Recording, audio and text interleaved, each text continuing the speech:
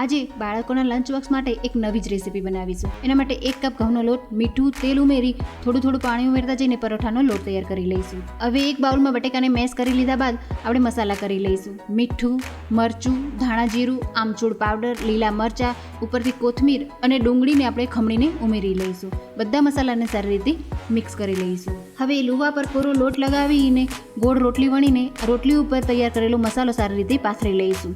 હવે રોટલીની એક સાઈડથી આપણે રોલ વાળતા જઈશું અને આ રીતનો રોલ તૈયાર થઈ જાય એક પીસ લઈને આ રીતે હાથેથી થોડો પ્રેસ કરીશું. આ રીતે બધા પીસ તૈયાર કરી લેવાના છે.